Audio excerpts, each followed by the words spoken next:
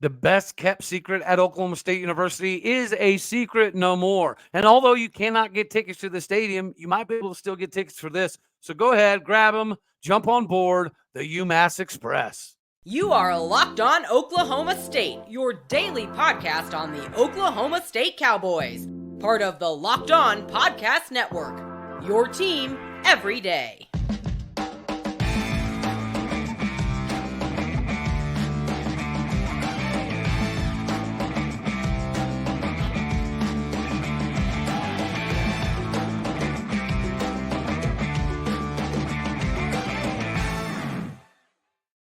Howdy, y'all, and hello, all. Welcome back to Locked On Oklahoma State, your daily stop for all things Cowboy and Cowgirl related. My name is Cody Stovall. I want to thank you very much for stopping by to make this your first listen here on Locked On Oklahoma State. You could be anywhere. Glad you choose to be here.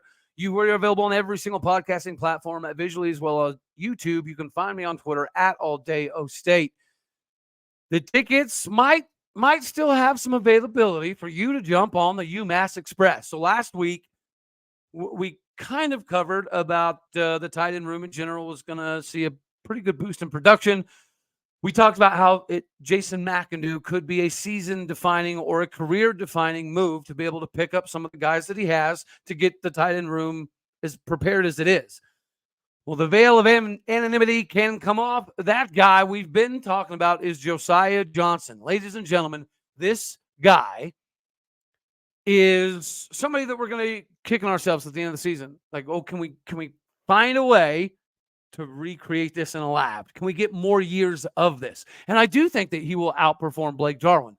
No, calm down. I'm not saying that he's way better than Jarwin, but let's face it.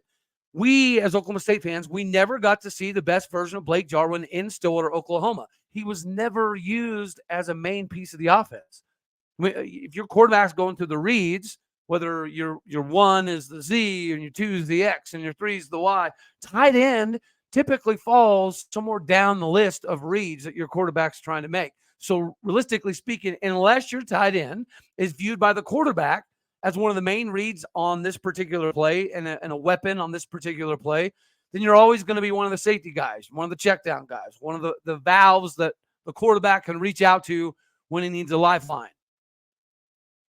The last time we as Oklahoma State fans saw a true tight end be built into the play calling and the reads for the quarterback was Brandon Pettigrew. That's how long it's been.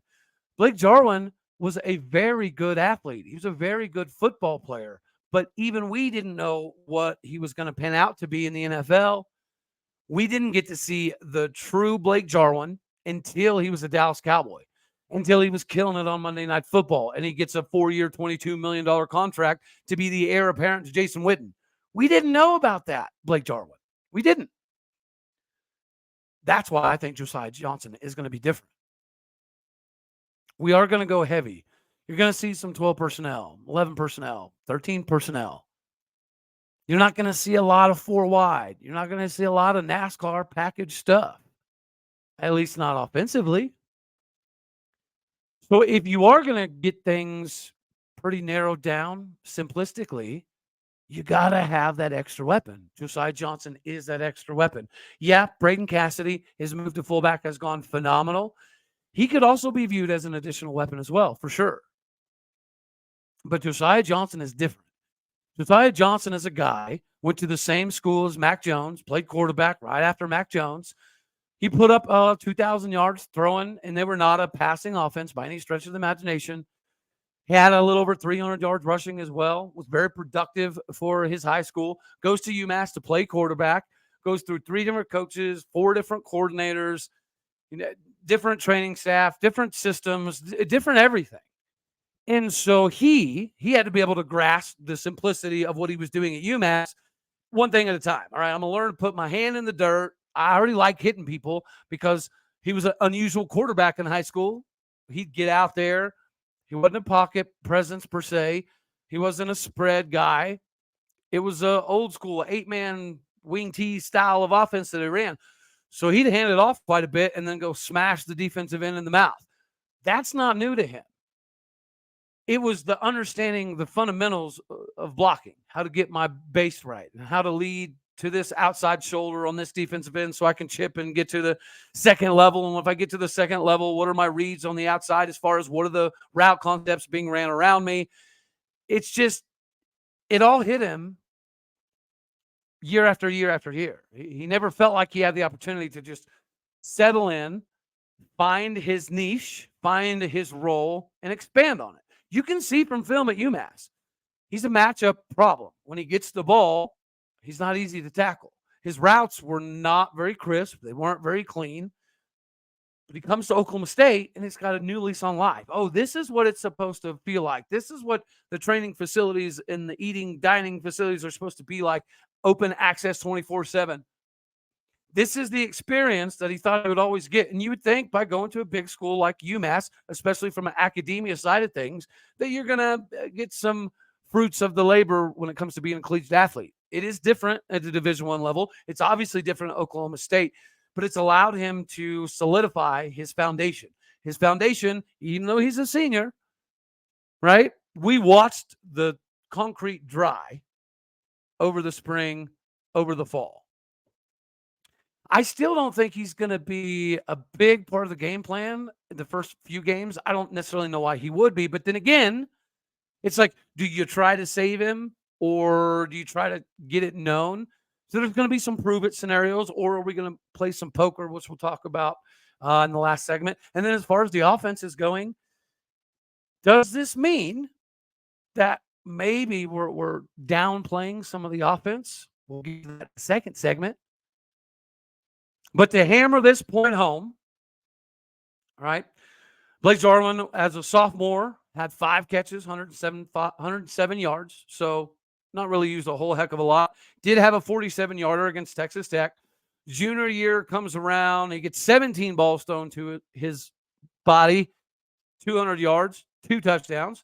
As a senior, this is when everybody knows Blake Jarwin is probably a pretty useful asset. He gets 41 receptions for 616 yards. And then he goes to the Dallas Cowboys and just completely goes off.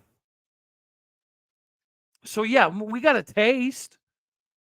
We got a taste of what Blake Jarwin could be, what tight end position looked like going back to Brandon Pettigrew, going back to Billy Bajema, going back to Alonzo Mayes. And I don't even, you could say we didn't exactly throw Billy Bajema the most friendly tight end reception either.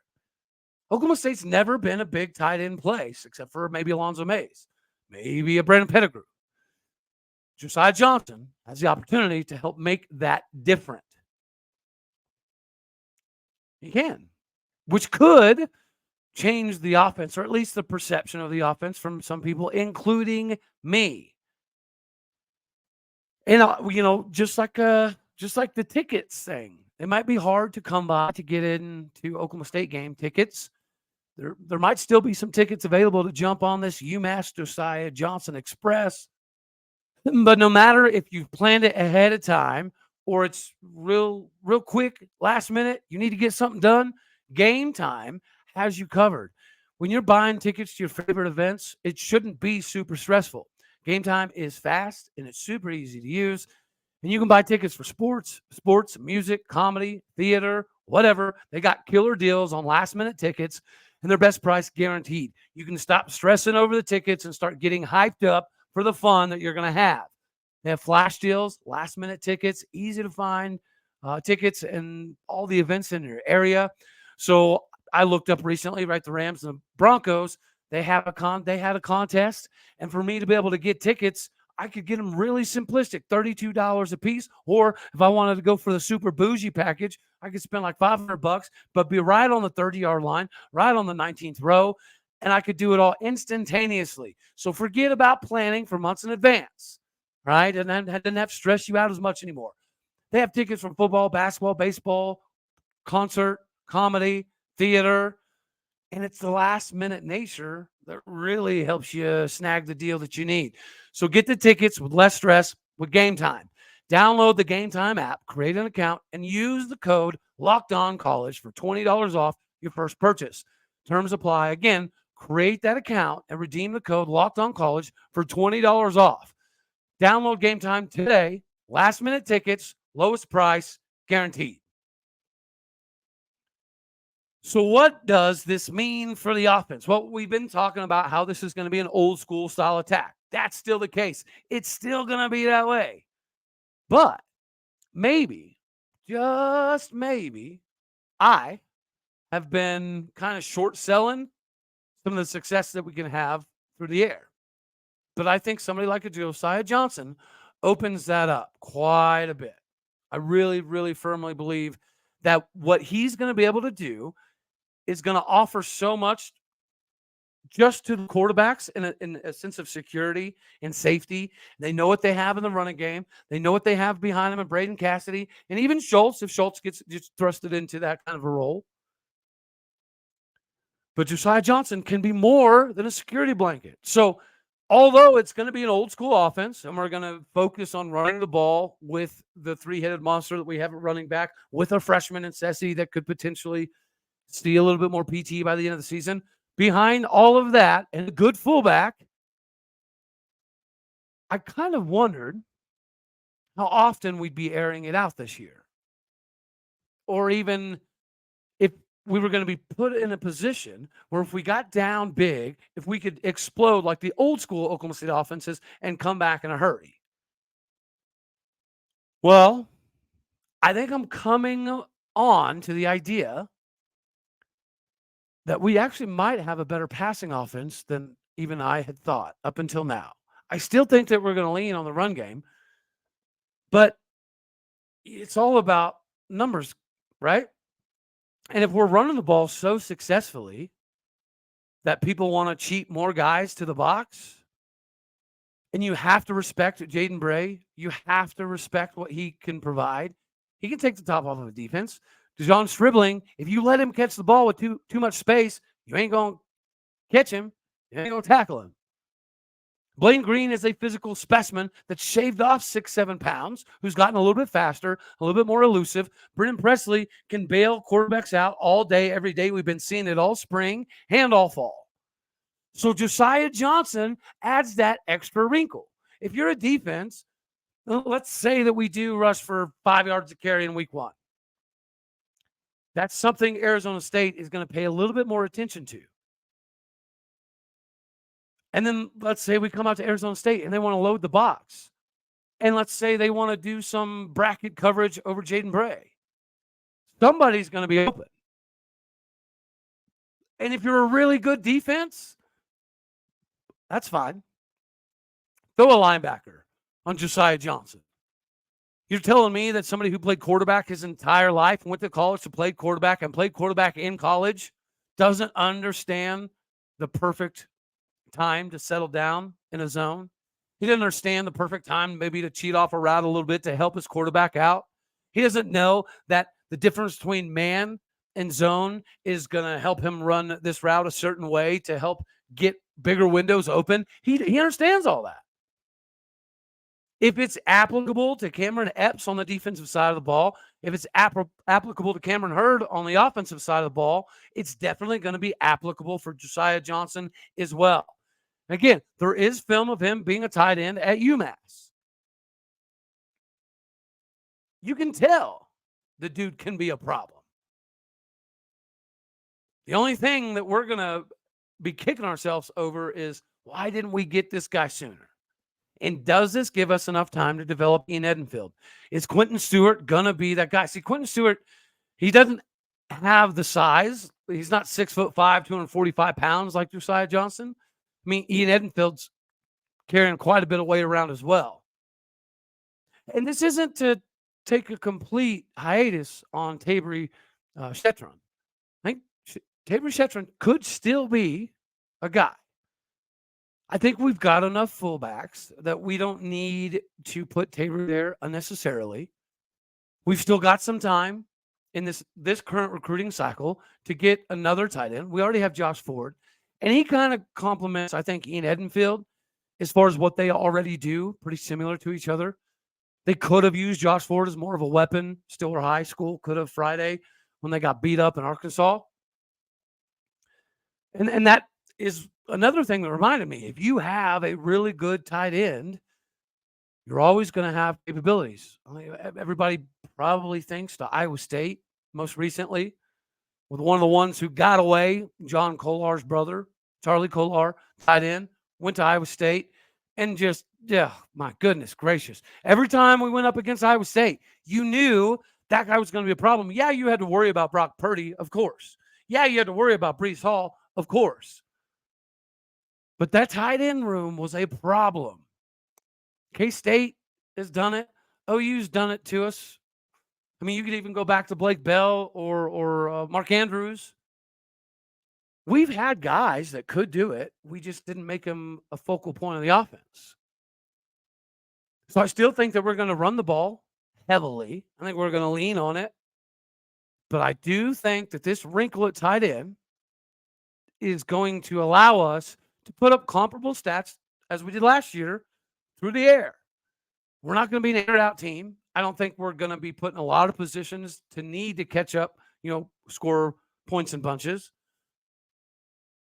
But if you're a defense, covering Jaden Bray is almost impossible to do with just one guy. So, but if you bracket, then what do you have on the other side of the field? Right, then your BP is there. You're not going to leave Brendan Presley on an island. You're not going to leave DeJon Stribling on an island. Certainly not after he gets a few catches and people can see what he can do now that he's a little bit more elusive and a little faster in Stillwater. You're going to have to put tight ends and safeties on Josiah Johnson. On a 6'5", 240-pound tight end that runs like a 4.6, 4.7 40. Could you have imagined Josiah Johnson with 3 years of body by glass instead of 3 months of body by glass? And let's face it, if we go ace, what we're hearing, whether it's Quentin Stewart, who can do both, or if it's at Ian Edenfield, who's more of a set in the edge, blocking, get to the second level guy, we're going to get to a point where teams have to start focusing on Josiah Johnson. Could that open Quentin Stewart? Could that open Braden Cassidy? Could that help Brendan Presley?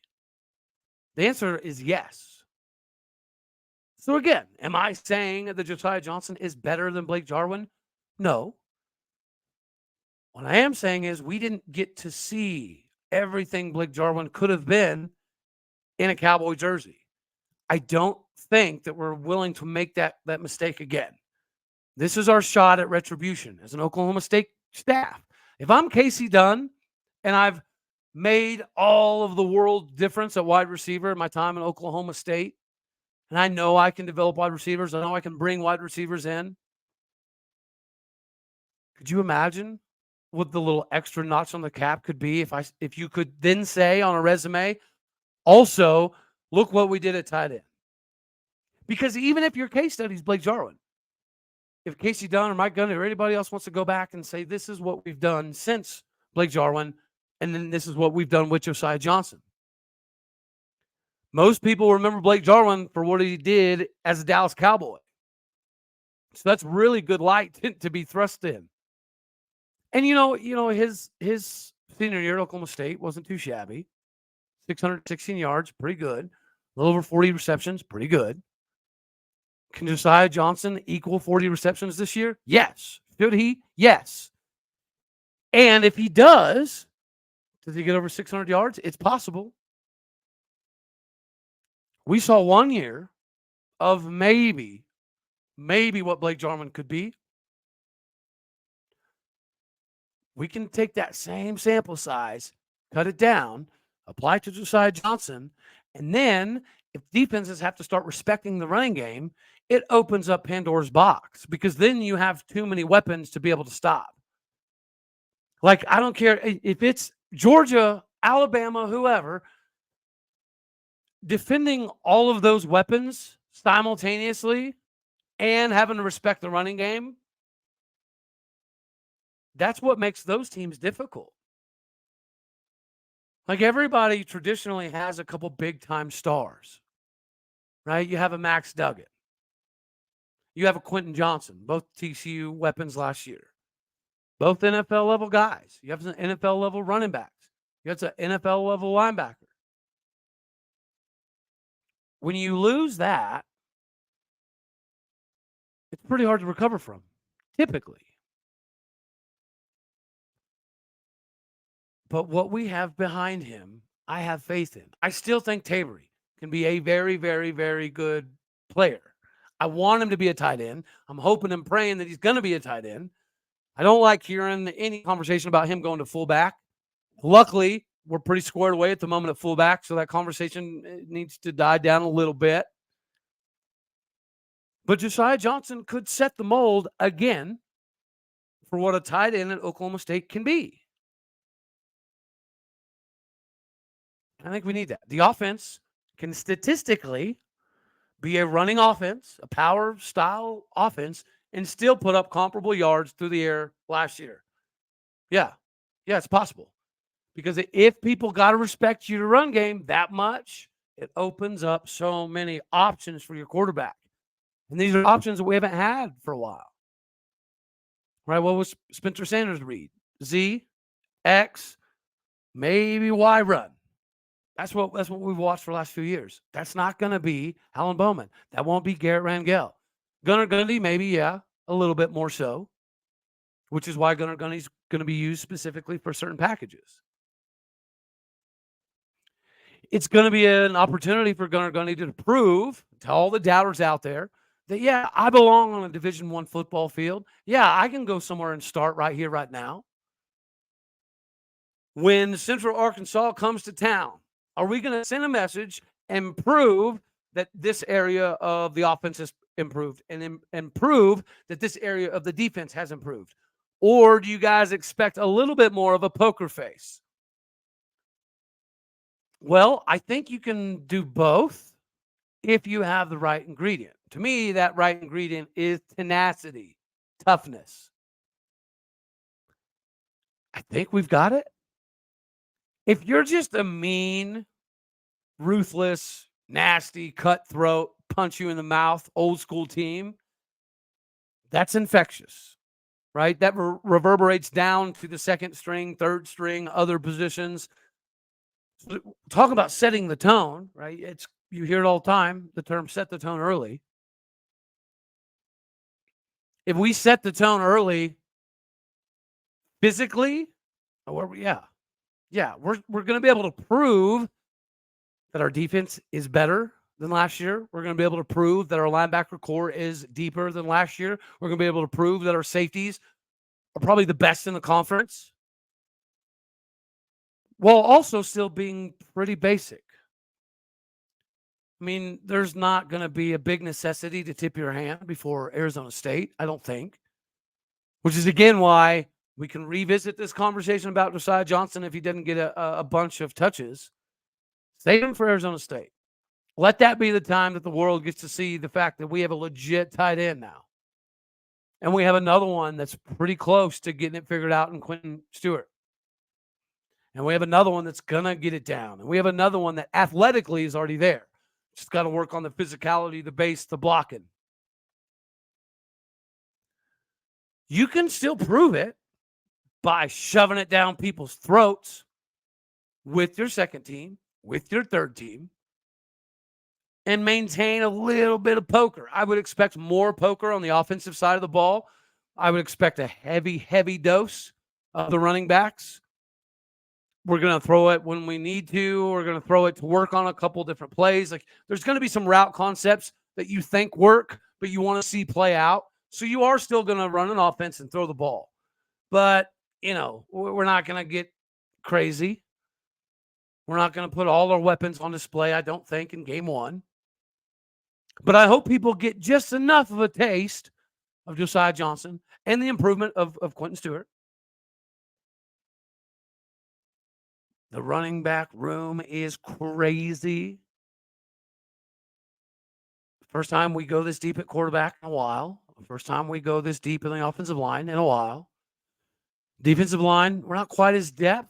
We're not quite as deep, but talent, we're just as there. I'd say we maybe even got a tick faster when you factor in somebody like a Deshaun Brown. It's an exciting time to be a Cowboy fan. And make sure that you're part of the Cowboy fans that are all on board with this 10-win season, that are all on board with what we're going to be able to do offensively, all on board with the fact that this defense could get pretty close to 2021. Because at the end of the year, somebody's going to be right. Somebody's going to be wrong.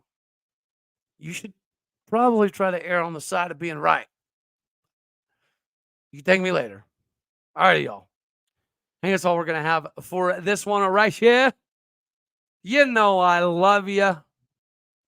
As always, God bless. Go Pokes. And again, thank you very much for tuning in to make this your first listen. You could be anywhere. You choose to be here. It does mean the world to me. I had a wonderful time with Megan Robinson and Justin Southwell, so keep your ears and eyes open for that one. Other than that, we're getting geared up. I'm excited. You should get excited too. Okay? All right. Good talk. Later, taters.